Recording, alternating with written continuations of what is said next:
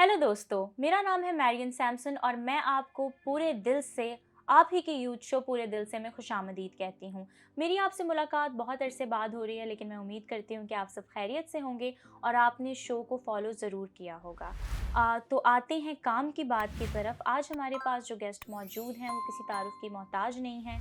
मैं पर्सनली उनसे बहुत मुतासिर हूँ और अगर मैं कहूँ कि क्रिश्चियन कम्युनिटी की बेशतर ख़वातीन और मर्द उनसे मुतासिर हैं तो गलत नहीं होगा। उनकी ज़िंदगी से हम बहुत कुछ सीख सकते हैं। She is an inspiration in herself और उनका काम जो है किसी से भी छुपा नहीं है और ये कहने की हरगिज़ ज़रूरत नहीं है कि वो खुद अपने काम को जो है शो करती हैं। उनका काम खुद बोलता है। She doesn't need to tell anybody कि शी इज़ ब्लेसेड और she is doing something because उनके काम ने जो है वेव्स पैदा की हैं। ऐसी उन्होंने वेव्स जनरेट की हैं जिसकी वजह से आज हम उन टैबू टॉपिक्स पे भी बात कर रहे हैं जिनको ना सिर्फ सेक्युलर मीडिया में बल्कि क्रिश्चियन मीडिया में भी जो है टैबू समझा जाता था, अछूता समझा जाता था और हमने कभी नहीं सोचा था कि हम जो है ओपन कन्वर्सेशंस इन टॉपिक्स के बारे में करेंगे। आज इस कन्वर्सेशन का मकसद जो है वो हरगिज़ ये नहीं है कि हम किसी की ट्रेजेडी पे फीड करें या हम जो है सिंपथाइज़ करें लोगों के साथ, बल्कि आज का जो हमारा मैसेज है वो एम्पैथी का है कि हम जो हैं एक दूसरे की मदद करें और मिलके कुछ सीखें। तो विदाउट फर्दर अडू मैं आपको आज की गेस्ट से मिलवाती हूँ। मेरे साथ मौजूद हैं पास्टर गज़ाला शफीक। पास्टर गज़ाला, कैसी हैं आप? थैंक यू मैरियन, मैं बहुत खुश हूँ और पूरे दिल से खुश हूँ। That's great. और मैं साथ ही साथ बताती चलूँ कि पास्टर गज़ाला साहिबा के साथ जो हैं बहुत ही ख़ास जो हैं उनकी मेहमान हैं और हमारी भी मेहमान मौजूद हैं, एंजल। तो एंजल, कैसे हो आप? जी, शुक्र है खुदावंद, हम बिल्कुल ठीक है। That's great. तो पहले मैं आंटी गज़ाला से पूछती हूँ कि सबसे पहले तो बहुत आपको कॉन्ग्रेचुलेशंस कि आपके जो चर्च ने जो है बैतुल मोमिनीन ख्वाजा सरा का जो आपने चर्च बनाया उसने 2 साल कंप्लीट कर लिए। तो आंटी आपको बहुत बहुत मुबारक हो और साथ ही मुझे अपनी जर्नी के बारे में बताइएगा कि 2 साल कैसे रहे?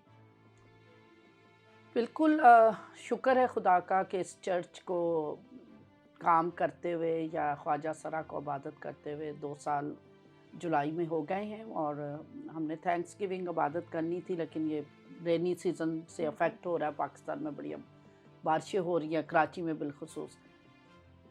तो सफ़र बहुत मुश्किल और चैलेंजिंग, बहुत ज़्यादा। आपने एक लफ्ज़ किया कि हम कोई अछूता टॉपिक नहीं ले रहे।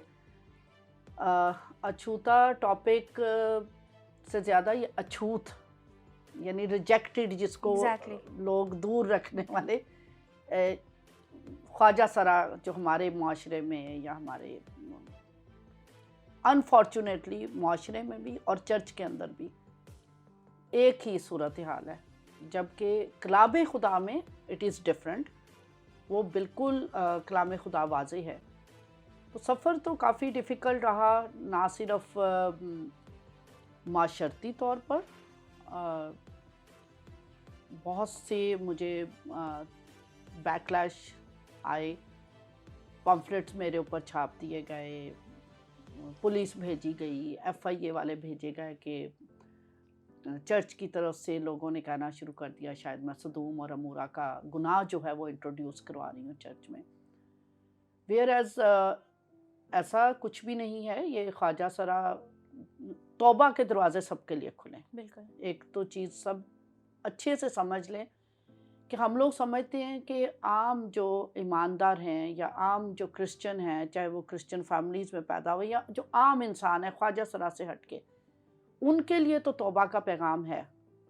तो ये तौबा का पैगाम ख्वाजा सरा के लिए क्यों नहीं, जिसके बारे में बाइबल बहुत अच्छा बोलती है। बहुत अच्छा कलाम खुदा का मौजूद है, खुदा के नबियों का, खुदा के पाकरू का, फिर चर्च में उनकी एक्सेप्टेंस मौजूद है। But it was so difficult कि चर्च की तरफ से मुझे ज़्यादा बैकलैश मिला। लेकिन शुक्र है, करते करते करते, क्योंकि मुझे एक अपनी ज़ात के लिए भी उस बैकलैश को निमटना था। उनके जवाब देने बैठकर जो कीचड़ उछाला जा रहा था या जो गलत बातें की जा रही थी, फिर मुझे इन ख्वाजा सरा को भी लेकर मजबूत करना था और इनको भी इस सारे Situation. सफ़र से मजबूती से आगे निकालना था, क्योंकि एक तरफ इनका हाथ अगर फिसलता मुझसे तो फिर मैं ये सारी तकलीफ़ें भी उठाऊं और ये लोग भी उस मंजिल तक नहीं पहुंच सकें। तो बहुत तरफ से बैकलैश था, एक माशरे की तरफ से, चर्च की तरफ से, फिर इटसेल्फ जो इनका अपना एक गुरु सिस्टम है, इनका अपना जो सारा ज़िंदगी गुजारने का एक तरीक़ाकार है, वो बिल्कुल एक इनका अपना एक शहर, अपना एक निज़ाम, एक अपना सिस्टम होता है।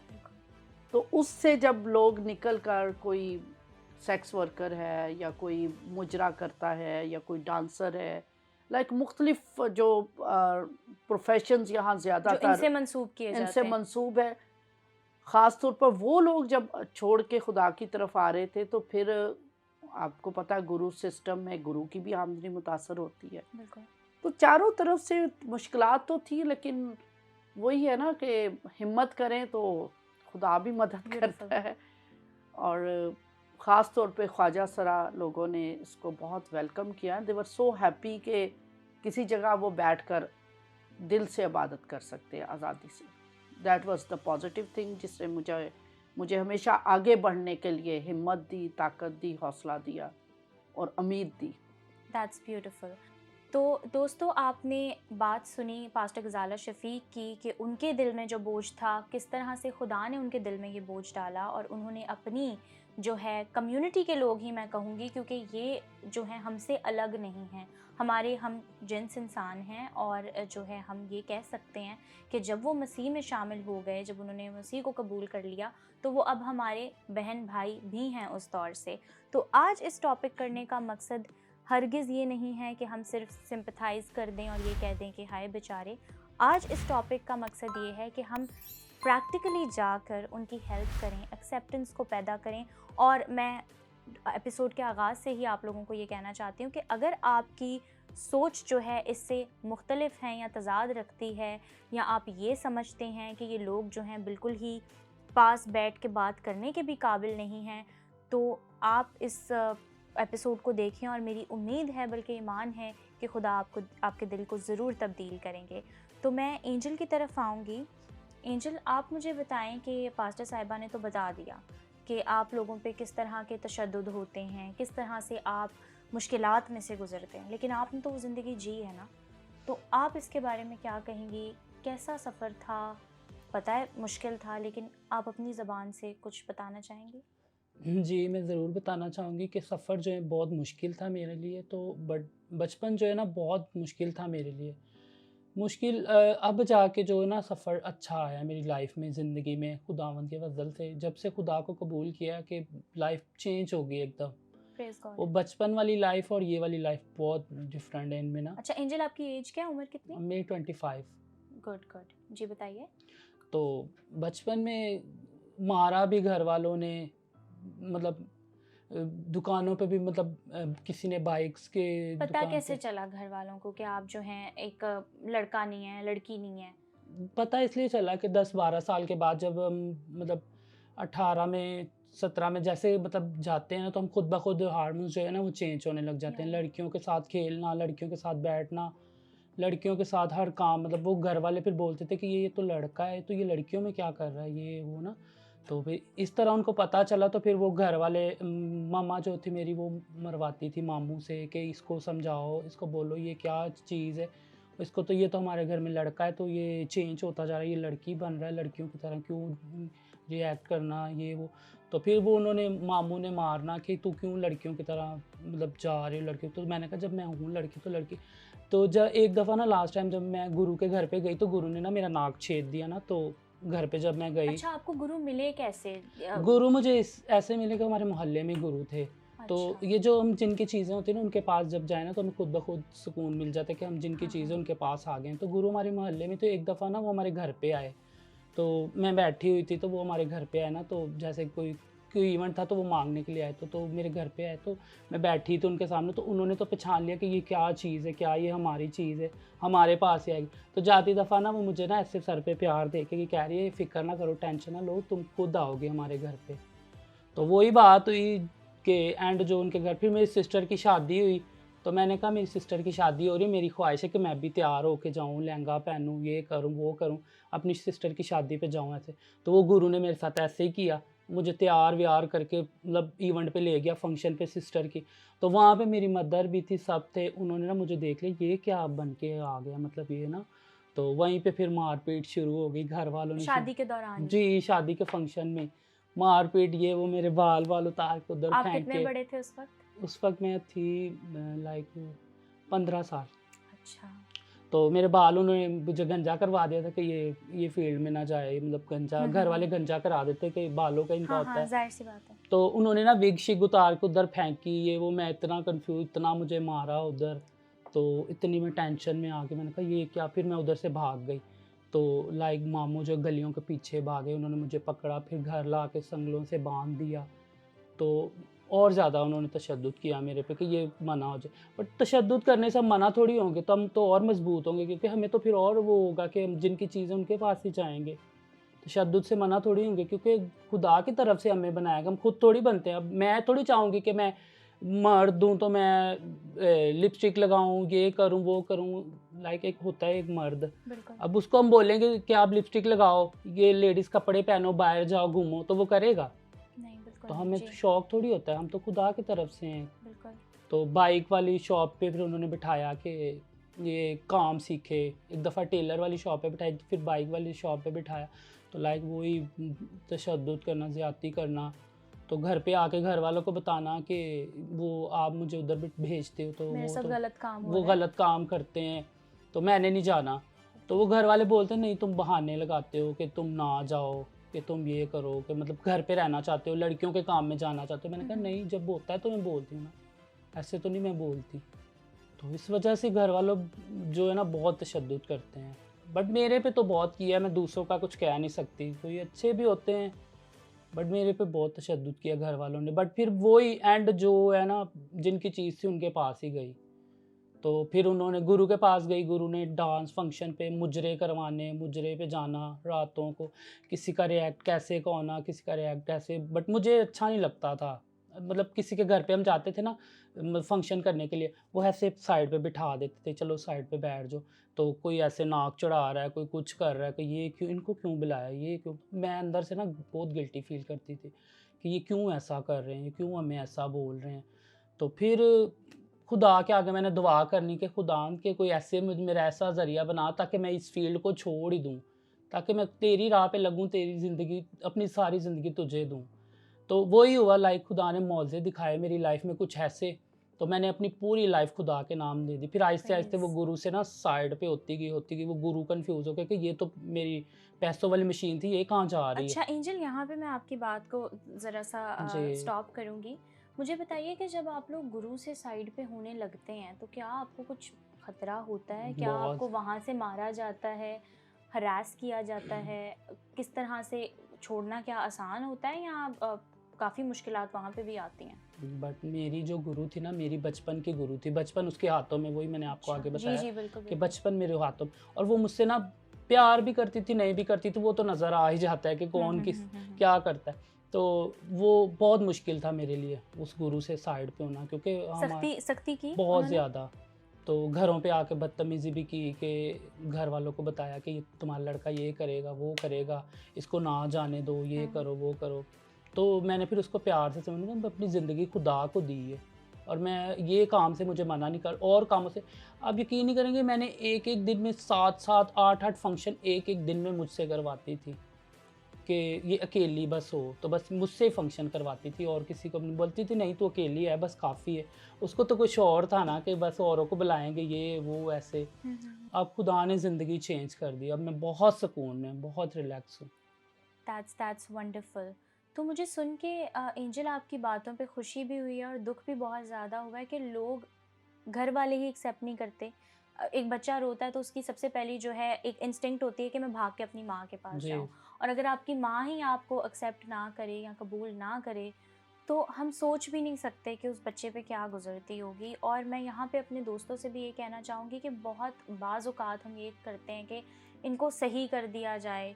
यूजुअली अगर कम एजुकेटेड लोग हैं तो वो मार पीट कर बिठा देंगे किसी दुकान पर या लड़कों के साथ बोलेंगे खेलो, और अगर एजुकेटेड लोग हैं तो वो थेरेपी के लिए जाएंगे, साइकियाट्रिस्ट पे पैसे वेस्ट करेंगे, और साइकियाट्रिस्ट भी उन्हें यही मशवरा देगा कि ये कोई साइकोलॉजिकल डिसऑर्डर नहीं है कि आप दिमाग से इसको शट डाउन कर देंगे तो बंद हो जाएगा। दिस इज़ बिल्ट इन, वो ऐसे ही पैदा हुए हैं और वो ऐसे ही रहेंगे। जिस तरह से एक औरत को नहीं आप तब्दील करके मर्द बना सकते और एक मर्द को आप तब्दील करके औरत नहीं बना सकते, उस तरह आप किसी ख्वाजा सरा को भी जो है एक मर्द बनने के लिए नहीं कह सकते। तो यहाँ पे मैं पास्टर गजाला से पूछूंगी कि हमने चर्च की तो बात हम बाद में करेंगे, पहले हम सोसाइटी के रवैयों की बात करेंगे। उसमें तमाम मज़ाहिब के लोग आ जाते हैं। जब आपने ये शुरू किया, आपने ये बेड़ा उठा लिया, तो तब आपको क्या क्या सुनने को मिला? हो सकता है लोगों ने आपको ये भी कहा हो कि आप इसी कॉज पे क्यों अपना टाइम और एनर्जी इन्वेस्ट कर रही हैं, किसी और कॉज पे क्यों नहीं? तो उसके बारे में आप क्या कहेंगी? बाइबल तो इसके बारे में बिल्कुल क्लियर है, ठीक है, लेकिन चर्च क्लियर नहीं है। Church specially in Pakistan, Exactly. ठीक है। माशरती जो मसाइल हैं वो तो हैं, मौजूद हैं, क्योंकि हम रहते हैं पाकिस्तान में और यहाँ पर 97.5% हमारे साथ अहले इस्लाम का वास्ता है, थोड़ी तादाद में हम। लेकिन अनफॉर्चुनेट है कि चर्च का भी वही रवैया है जो दीगर और माशरे लोगों का का, या बिल्कुल। दूसरे मज़ाहिब के अकायद के लोगों का। बिल्कुल। अच्छा, सबसे ज़्यादा वालदैन, जो चीज़ मैं ये इसकी एंजल भी शायद उसने अपनी कहानी तो बताई, जो चीज़ आपको समझने की ज़रूरत है या वालदैन को या माशरे को समझने की ज़रूरत है, ये ख्वाजा सरा है, ठीक है, ना ये औरत है ना ये मर्द हैं, ठीक है। कोई फीमेल ख्वाजा सरा होते हैं, कोई मेल ख्वाजा सरा होते हैं, लेकिन उनके अंदर जो टेंडेंसी होगी, आप उनकी ये फिज़िकल हालत नहीं है, इसको कैस्ट्रेशन कहते हैं बाइबल के अंदर। ये चले मैं सेकंड पार्ट पे बिल्कुल, बताऊंगी। बिल्कुल। आप वो आपने बड़ा अच्छी बात की, आप मर्द को औरत नहीं बना सकते, औरत को मर्द नहीं बना सकते।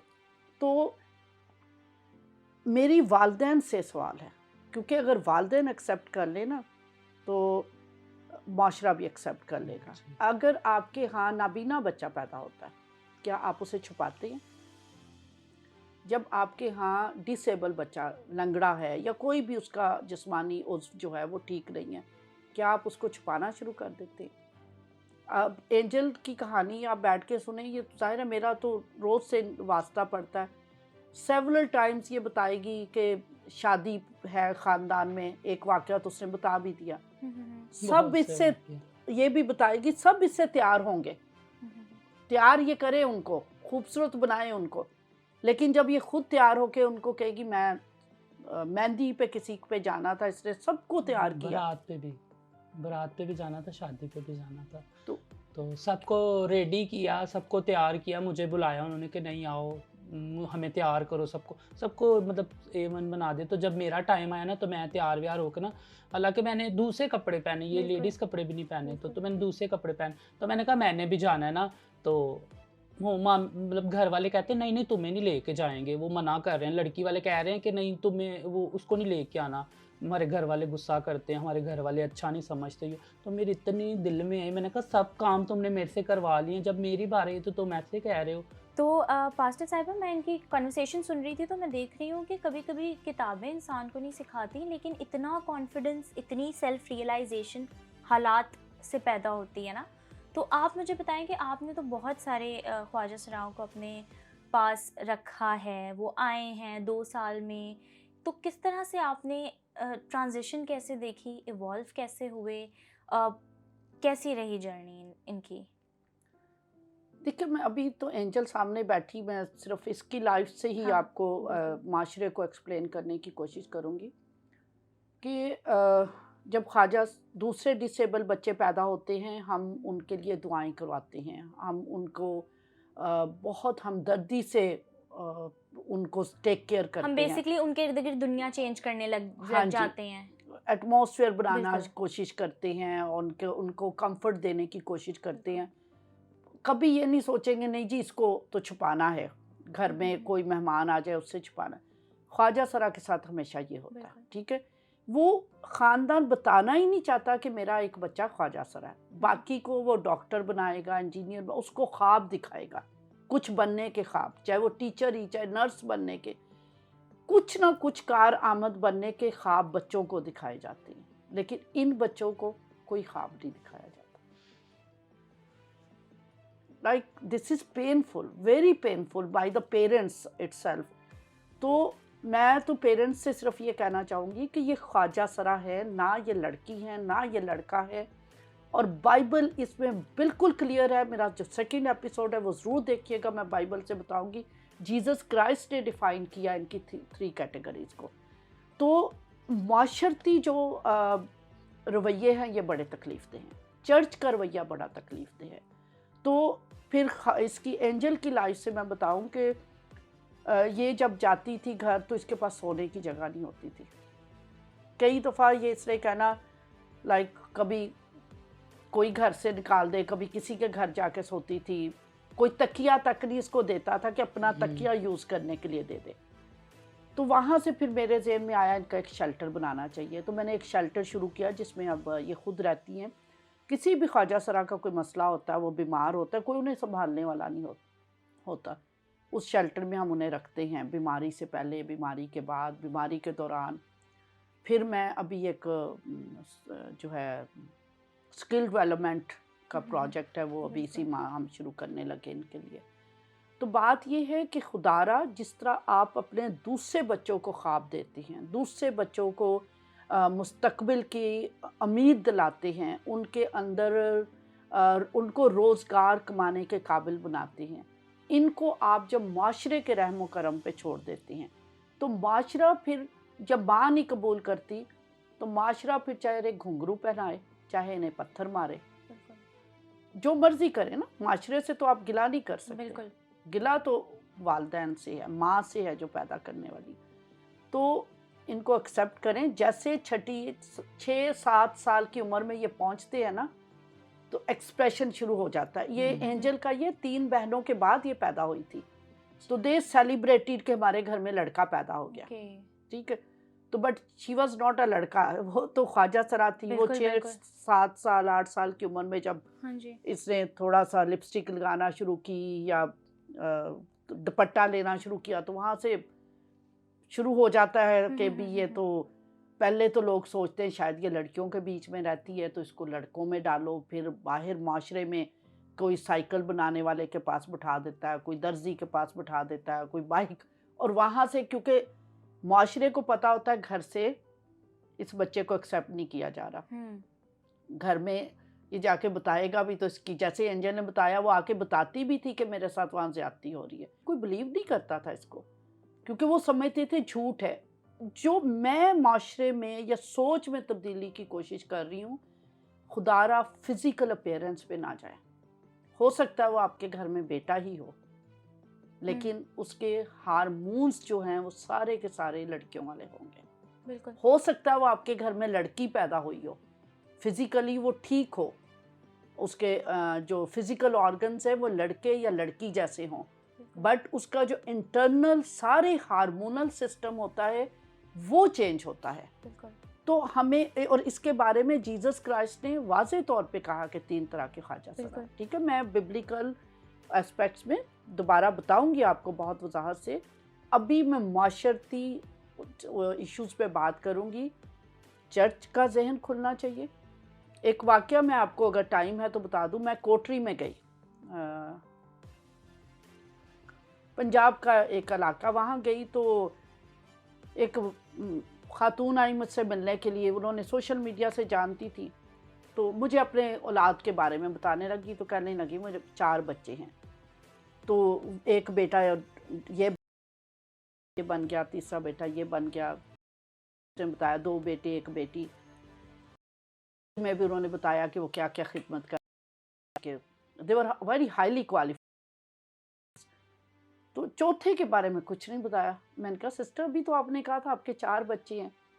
तो कहती हाँ 4 है लेकिन वो चौथा ख्वाजा सरा था। तो मैंने कहा वो किधर है? कहने लगी वो तो बचपन में ही मैंने उनको दे दिया था, गुरु को दे दिया था। मैंने कहा क्यों दे दिया था? कहती क्योंकि वो तो नापाक होता है बच्चा। ये माँ, मुझे क्रिश्चियन मदर की बात कर रही हूँ। मैंने उसी वक्त बाइबल खोली, मैंने सारी तालीम उसको यसाया नबी से, यर्मिया नबी से और न्यू टेस्टामेंट में दी। आप यकीन करें, वहीं वो औरत रोई, माफ़ी मांगी, फ़ौरन अपने घर गई, ला के मुझे 5000 दिए। कहती है मुझे ये ख्वाजा सरा के किसी ख्वाजा सरा बच्चे को दे देना। कहती मुझे आज तक किसी पादरी ने ये नहीं बताया था। और जो बाइबल मेरे पास थी वो उस वक्त बड़े साइज़ वाली, तो कहती है इस बाइबल में, मैंने कहा ये वही बाइबल है जो आपके चर्च में, ये कोई फ़र्क बाइबल नहीं है। बट हम पढ़ते नहीं हैं। हमें ज़रूरत है कि चर्च इस बारे में बात करना शुरू करे ताकि वालिदैन समझ सकें। एक और ख्वाजा सरा जो कि लाहौर से, चंदा, उसके फादर पादरी, वो जब उस आई खुदा में और उसने खुदा को कबूल किया, उसने भी बहुत मारे खाए, उसके ताया लोगों ने, सब ने। अब वो कहती है, उसने किसी जगह इंटरव्यू दिया था तो उसमें कहती है काश मेरे बाप ने भी ये बाइबल पढ़ी होती। आप सोच सकती हैं इस जुमले का क्या मतलब है? बिल्कुल बिल्कुल, कि हमारे यहाँ जो क्लर्जी मैन हैं, जो कि लीड कर रहे हैं कम्युनिटी को, उनको ये अवेयरनेस नहीं है, तो हम जनरल पब्लिक से, ले मैन से तो हम क्या तसव्वुर भी नहीं कर सकते। बिल्कुल। उसके फादर पादरी थे। फिर एक और बच्ची सीमी, वो फादर बनने गई थी, बस 17-18 साल की उम्र में या 16 साल की उम्र में जैसे पता लगना शुरू हुआ, उसको मना कर दिया गया। काश वो कामयाब हो जाती तो आज कोई ख्वाजा सरा मिशनरी होता, फादर होता पाकिस्तान में। तो there are like very misconceptions हैं, मफरूज़े हैं, गलत तालीमात हैं। मैं हैरान हूँ कि बाइबल भरी पड़ी है इनके ज़िक्र से। आप माशरे की ज़्यादा सुन रहे हैं, बिल्कुल, बाइबल की नहीं सुन रहे। माशरा इनको लानत समझता है।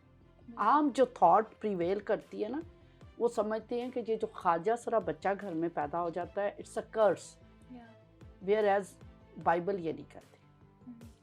तो इसलिए रवैयों की तब्दीली की ज़रूरत है चर्च से और वालिदैन से। वेरी वेल सेड पास्टर साहिबा।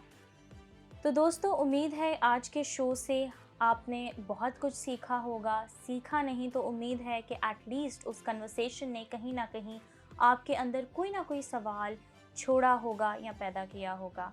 आपके अगर इस टॉपिक से रिलेटेड कोई और सवाल हो, आप हमारे व्हाट्सएप नंबर पे हमें उससे आगाह कर सकते हैं। नेक्स्ट एपिसोड ज़रूर देखिएगा जिसमें हम कलामे मुक़द्दस की रोशनी में इस टॉपिक पर बात करेंगे। आपसे मुलाकात होगी अगले हफ्ते आपके फेवरेट यूथ शो पूरे दिल से में।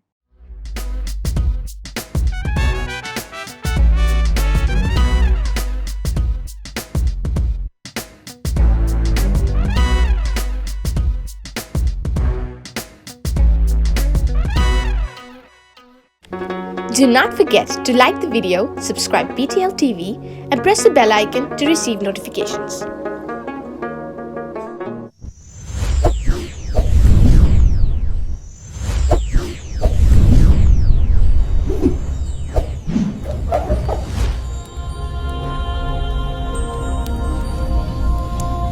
Jesus is the light of the world.